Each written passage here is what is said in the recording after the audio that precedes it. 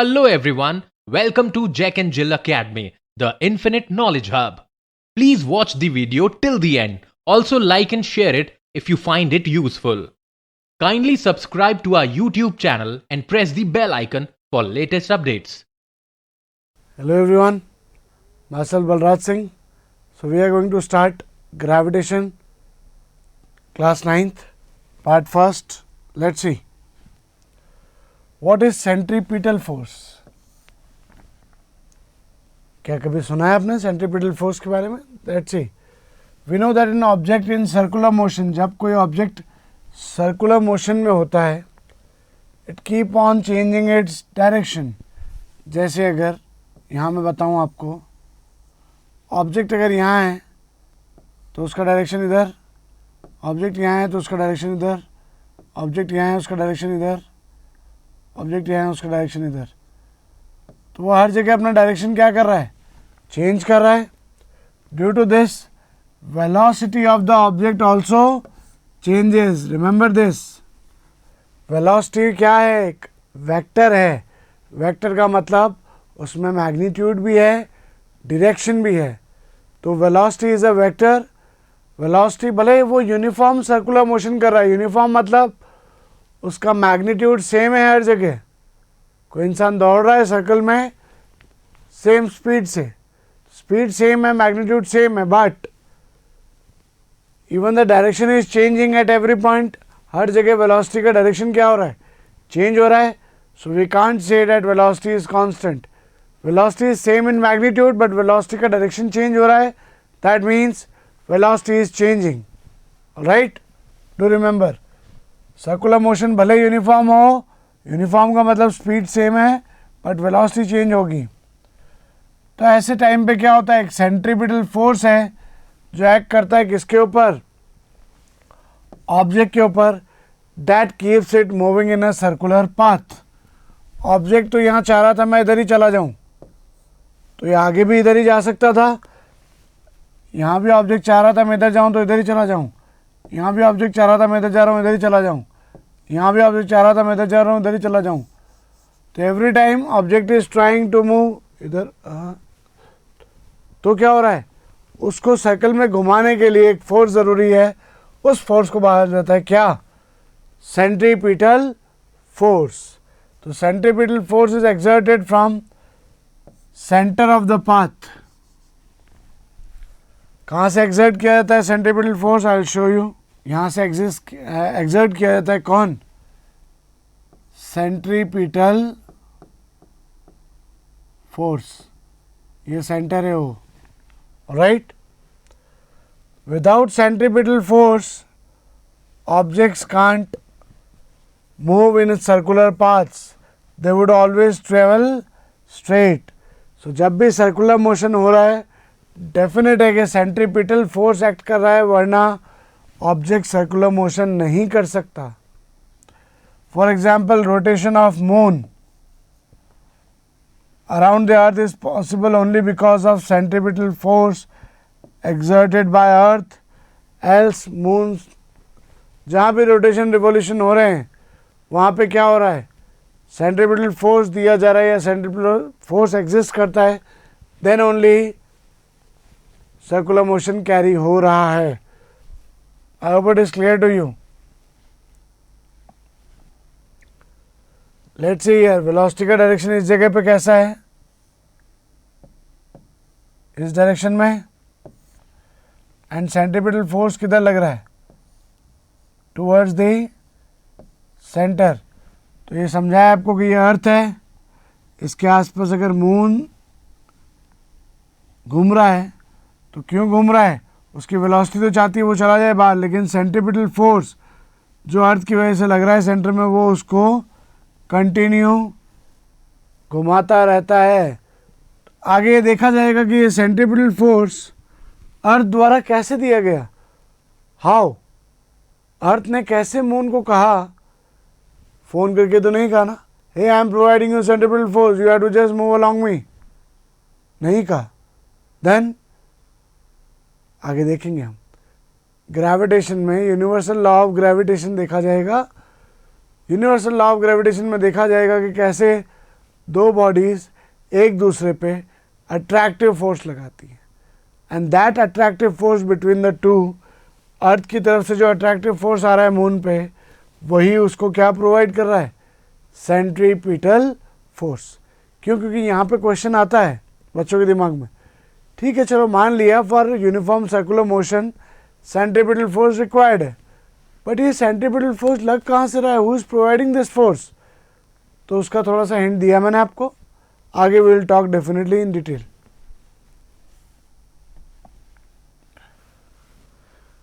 Firstly,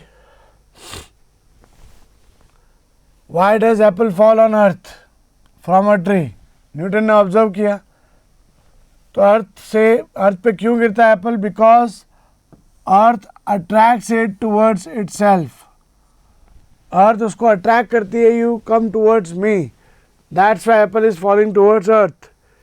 can Apple attract the earth? Yes. कभी भी ये कोई क्वेश्चन पूछे, एप्पल को अर्थ अट्रैक्ट कर रही थी, एप्पल गिरा अर्थ की तरफ। क्या अर्थ ने एप्पल को, क्या एप्पल ने अर्थ को अट्रैक्ट नहीं किया था? किया था माय फ्रेंड। देन फिर अर्थ क्यों नहीं एप्पल के पास चलेगी? एप्पल का मास छोटा है, उस पर उतना ही फोर्स लगा तो वो आके बेचारी गिर गया, लेकिन अर्थ का मास बहुत बड़ा है एप्पल के कंपैरिजन में, तो अर्थ का एक्सेलरेशन उतना नहीं हो सकता। ऑलराइट, समझेंगे। It also attracts the earth as per Newton's third law. Newton third law क्या है? Law of action reaction. Earth ने एप्पल को खींचा तो एप्पल ने अर्थ को खींचा, एक्शन हुआ तो रिएक्शन हुआ, फोर्सेस इक्वल है। Every action has equal and opposite reaction. Earth ने एप्पल को इधर खींचा, एप्पल ने अर्थ को उधर खींचा, action reaction, action reaction. Alright, forces equal है बट ऑपोजिट डायरेक्शन में। बट द मास, यहाँ मेन रोल कौन अदा करता है? Mass. Mass of earth is much larger than apple. Earth का मास एप्पल के कंपैरिजन में बहुत बड़ा है, दस द फोर्स सेम हो सकता है।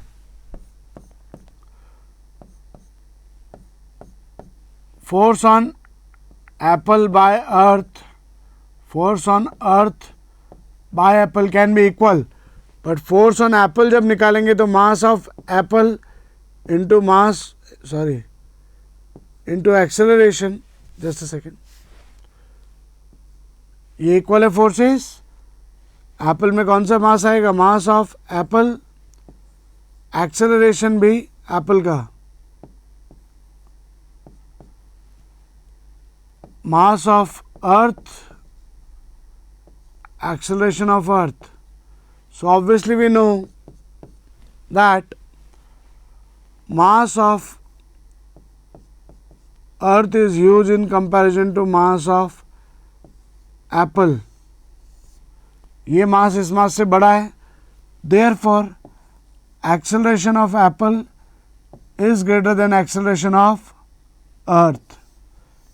इसलिए acceleration of Apple, Apple accelerate करता है बट अर्थ एक्सेलरेट नहीं करती है। एप्पल्स मास के कंपैरिजन में अर्थ का मास बड़ा है और उसके कंपैरिजन में अर्थ का मास बहुत बड़ा है। Earth never move towards it, therefore acceleration apple का ज़्यादा है, अर्थ का नेग्लिजिबल है। तो इसके हिसाब से न्यूटन ने क्या सजेस्ट किया?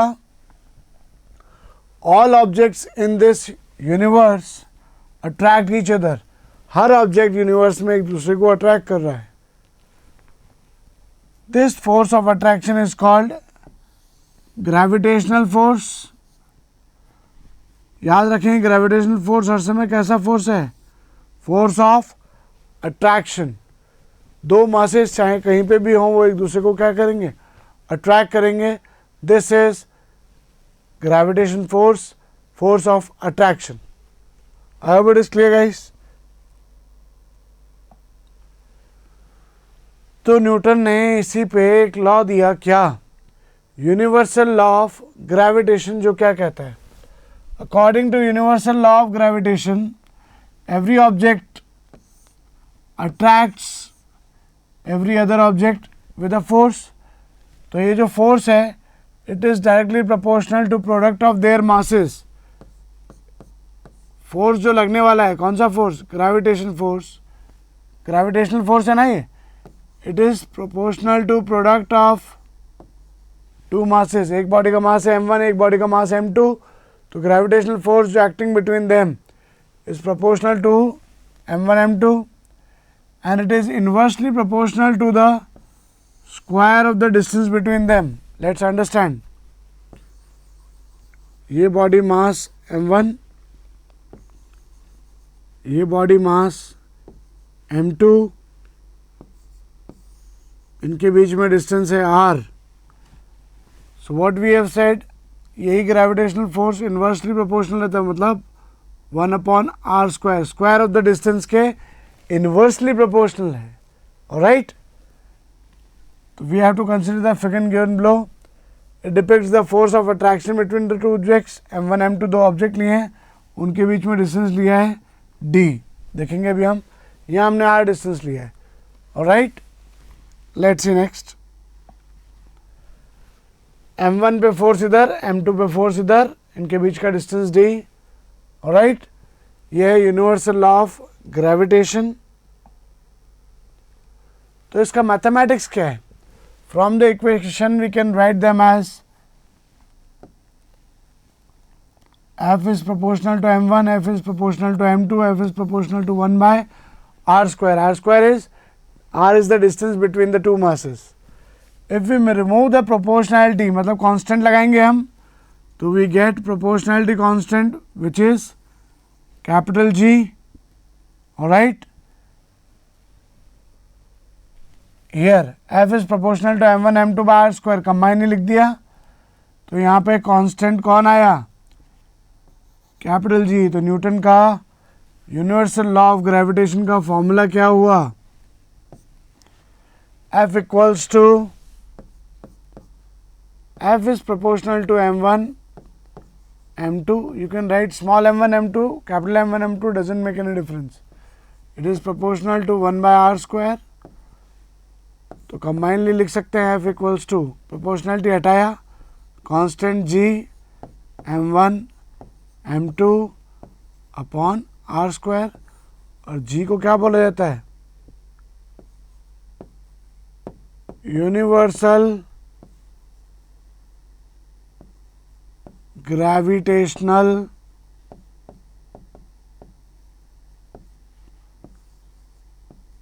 Constant. Universal gravitational constant, capital G. Alright, so this is universal law of gravitation given by the Newton sir. Alright,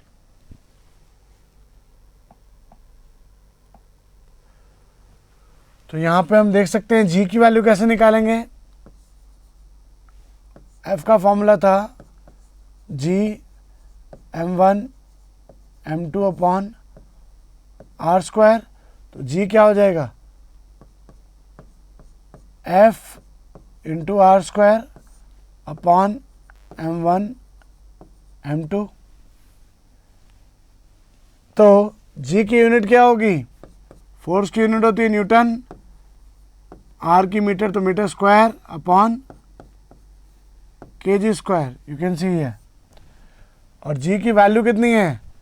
6.63 into 10 to power -11 newton metre square पर kg square.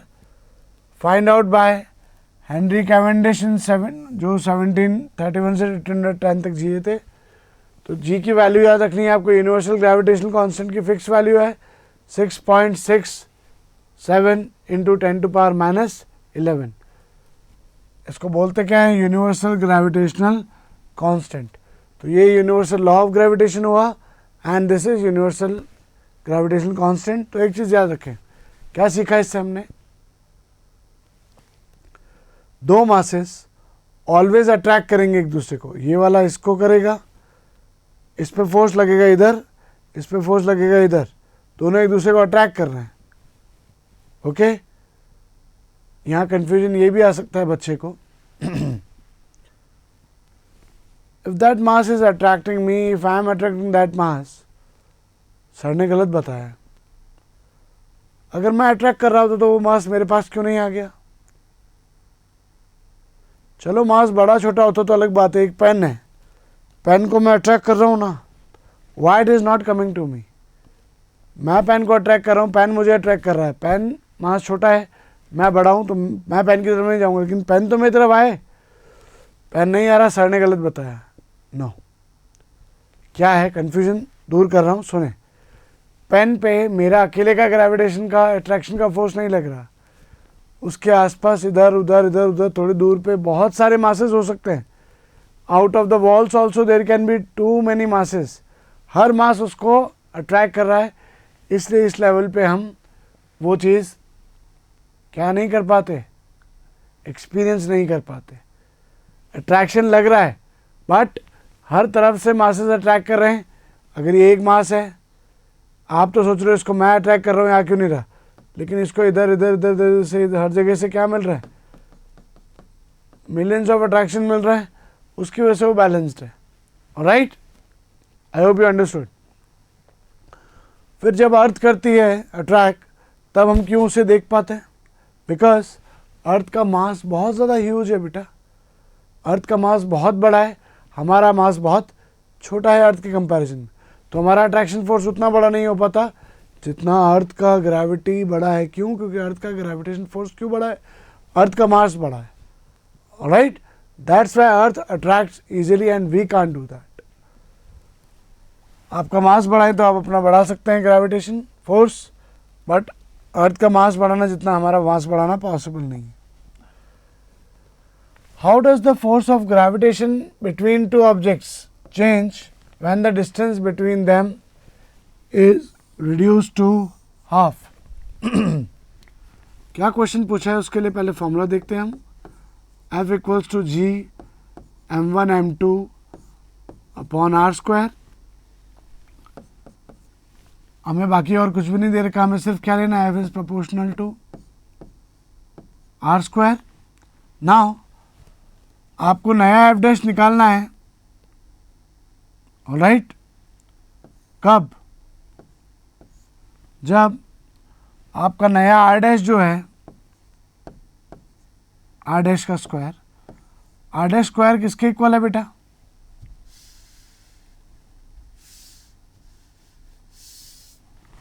F dash is proportional to r dash square and r dash is reduce to half. तो इसका मतलब क्या हुआ, are dash are का क्या है, half है। So when we compare f dash and f, what we can do here, let this be your equation 1, this be your equation 2, we are dividing equation 2 by equation 1। तो f dash upon f equals to क्या आएगा यहाँ पे, r square upon r dash square. In place of this r dash square we can write r by 2, r square,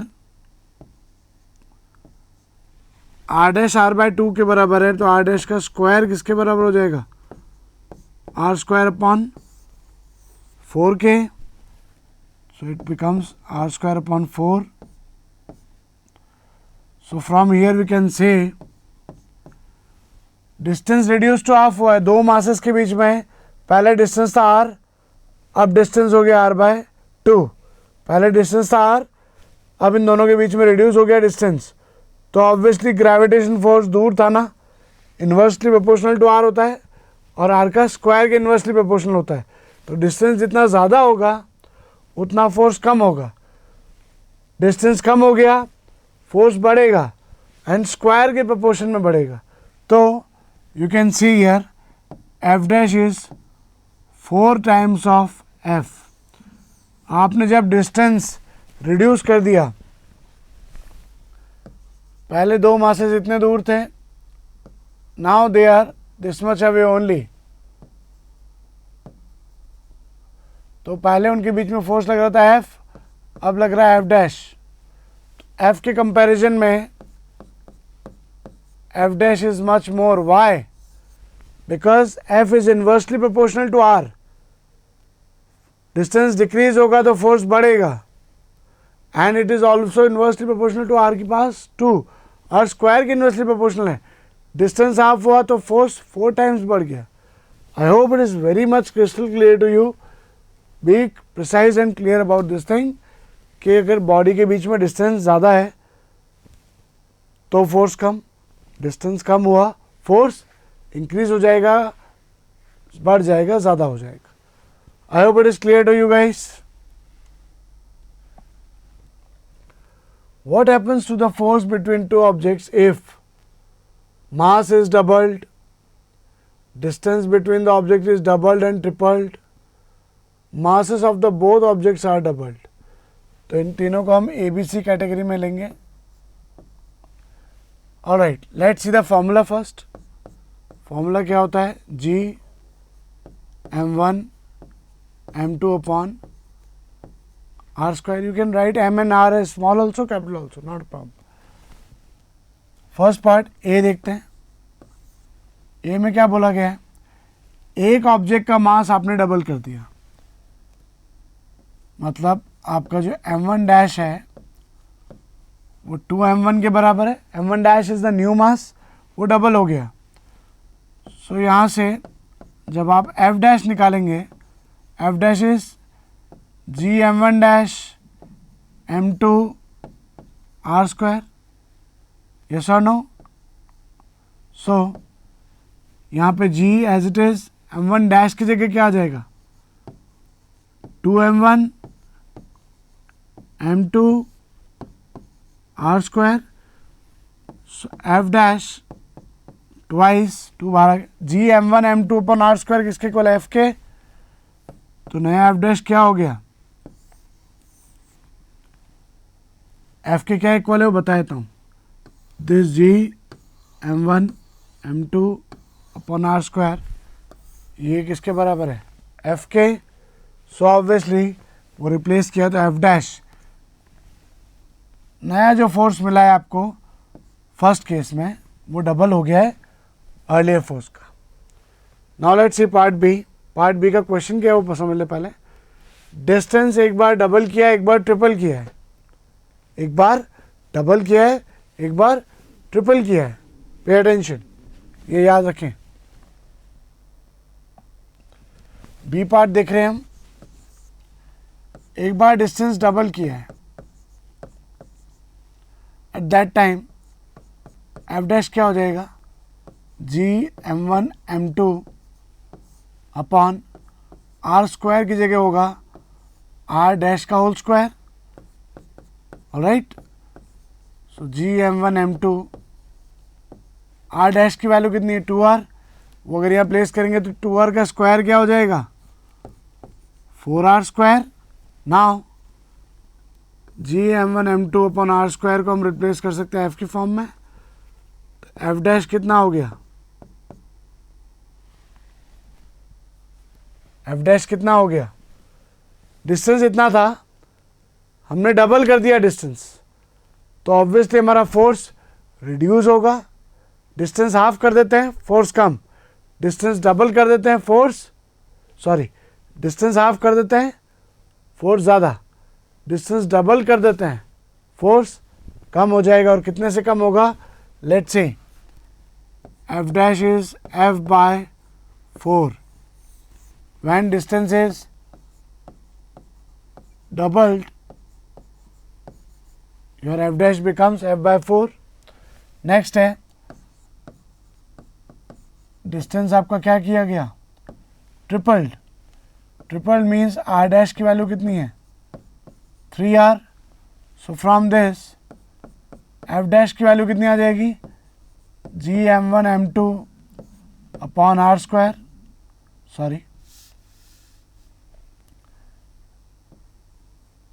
F dash is G m1 m2 upon r dash का square. तो यहाँ पे F dash की value रखेंगे जी m1 m2 m है यहाँ। Are dash की value कितनी? 3r। 3r का स्क्वायर करेंगे तो इट बिकम्स 9r स्क्वायर।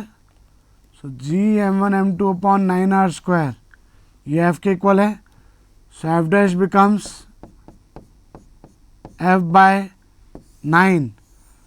आप जब डिस्टेंस डबल कर रहे हो या ट्रिपल कर रहे हो, बढ़ा रहे हो distance between the masses, obviously force क्या हो जाएगा, डिक्रीज हो जाएगा. जब डिस्टेंस हाफ कर देते हो फोर्स बढ़ गया, डिस्टेंस इंक्रीज कर देते हो फोर्स कम हो गया. लेकिन कितने अमाउंट से, आर स्क्वायर के इन्वर्सली प्रोपोर्शनल है, स्क्वायर की फॉर्म में डिक्रीज या इंक्रीज होगा. Right. And what is the last part of the question, let's see. Masses of both the objects are doubled. दोनों ऑब्जेक्ट के मासेस क्या किए हमने, डबल कर दिए. मीन्स सी पार्ट जब हम करेंगे, m1 डैश भी है 2m1 के बराबर, m2 डैश भी है 2m2 के बराबर. f डैश कितना हो गया, g m1 dash m2 dash, m1 and m2 dash are the new masses upon are square.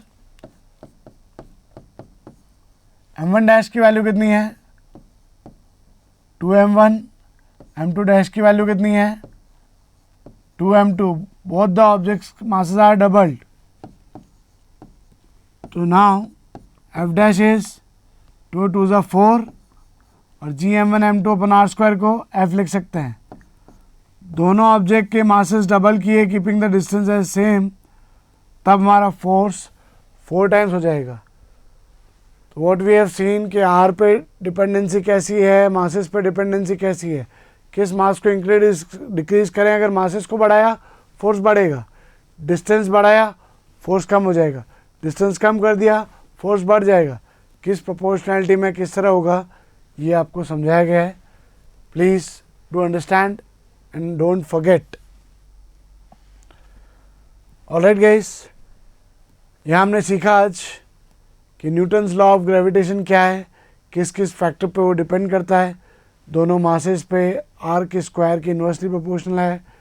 ये चीज़ हमने सीखी. यूनिवर्सल लॉ ऑफ ग्रेविटेशन क्या है, कैसे एप्पल ही अर्थ के ऊपर गिरता है, अर्थ एप्पल के पास नहीं जाती क्योंकि अर्थ का मास ह्यूज है. Alright, I hope it is clear to everyone. Thank you. Thank you for watching the video. Follow us on Facebook, Instagram, Twitter, and LinkedIn as Jack and Jill Academy for more information. You can also download Jack and Jill Academy's app from Play Store for online courses related to school education from pre-primary to senior secondary level. Competitive exams like NTSC, NDA, CLAT, JEE, NEET, and multi-activities like yoga, art and craft, dance, music, self-defense, and many more.